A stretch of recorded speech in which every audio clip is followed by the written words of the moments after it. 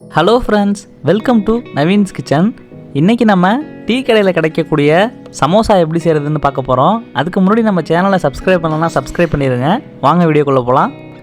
இந்த சமோசாவுக்கு நான் 1 கப் மைதா மாவு எடுத்திருக்கேன். இதுக்கு தேவையான உப்பை போட்டுடலாம். ஒரு 2 ஸ்பூன் ஆயில் விட்டுடலாம். இப்போ தண்ணி தெளித்து நல்லா ஒரு சப்பாத்தி மாவு பதத்துக்கு ஒரு டோவாக இதை பிசைஞ்சு எடுத்து வச்சிடலாம். சமோசா செய்கிறதுக்கு சமோசா ஷீட் ரொம்ப நைஸாக இருக்கணும். அது நைஸாக இருக்கணும்னா மாவு கொஞ்சம் நேரம் ஊறணும். இதை ஒரு அரை மணி நேரம் நம்ம பிசைஞ்சு ஒரு 2 ஸ்பூன் ஆயில் விட்டு இது ஒரு 1/2 hour நம்ம ஊற வச்சிடலாம். அரை மணி நேரம் கழித்து இதை நம்ம ஒரு சப்பாத்தி மாதிரி தேய்ச்சி எடுத்துடலாம்.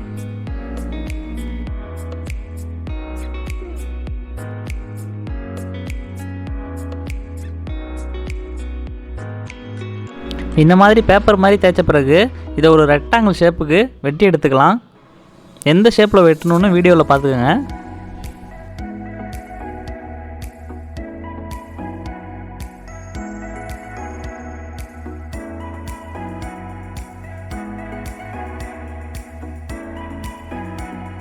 மாதிரி வெட்டின பிறகு இதை ஒரு தோசைக்கல்லில் போட்டு லைட்டாக சூடு பண்ணி ரொம்ப வேக விடக்கூடாது. லைட்டாக பபுள்ஸ் வர அளவுக்கு சூடு பண்ணி இதை எடுத்து ஓரமாக வச்சிடலாம்.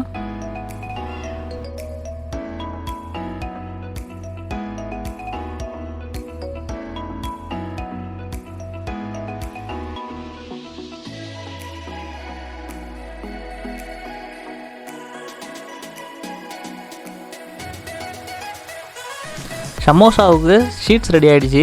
உள்ளே வைக்கிற ஃபில்லிங்ஸ் ரெடி பண்ணிடலாம். ஒரு பேனில் 2 ஸ்பூன் எண்ணெய் விட்டு சூடு பண்ணிக்கலாம். எண்ணெய் சூடானதும் இதில் 1 ஸ்பூன் ஜீரகம் போட்டுக்கலாம். இதில் ஒரு பெரிய வெங்காயம் வெட்டி வச்சுருக்கேன், அதை சேர்த்துட்டு 2 பச்சை மிளகாய் வெட்டி வச்சுருக்கேன், அதையும் சேர்த்துட்டு ஒரு 4-5 கொத்து கருவேப்பிலை வெட்டி வச்சுருக்கேன், அதையும் இது கூட சேர்த்துட்டு இதை கொஞ்சம் நேரம் வதக்க விட்டுடலாம்.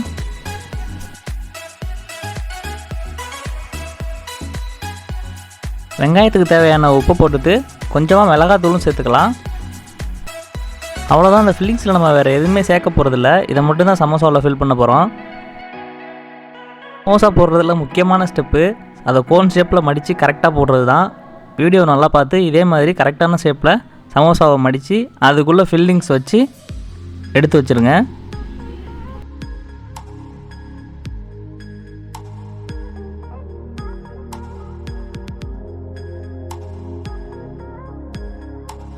ஃபைனலாக இதை ஒட்டுறதுக்கு மைதாவில் தண்ணி கலந்து ஒரு பேஸ்ட் மாதிரி ரெடி பண்ணியிருக்கேன். அதை எடுத்து இந்த மாதிரி ஒட்டி இந்த கார்னரை க்ளோஸ் பண்ணி ஃபுல்லாக சீல்டு க்ளோஸ் பண்ணிடுங்க. எந்த இடத்துலையுமே கேப் இருக்கக்கூடாது.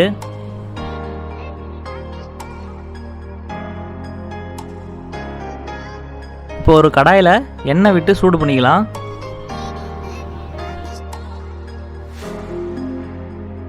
ஆயில் சூடானதும் ஸ்டவ்வை மீடியம் ஃப்ளேமில் வச்சுட்டு ஒரு சமோசாவாக இந்த மாதிரி போட்டு நல்லா செவக்க விட்டு எடுக்கலாம்.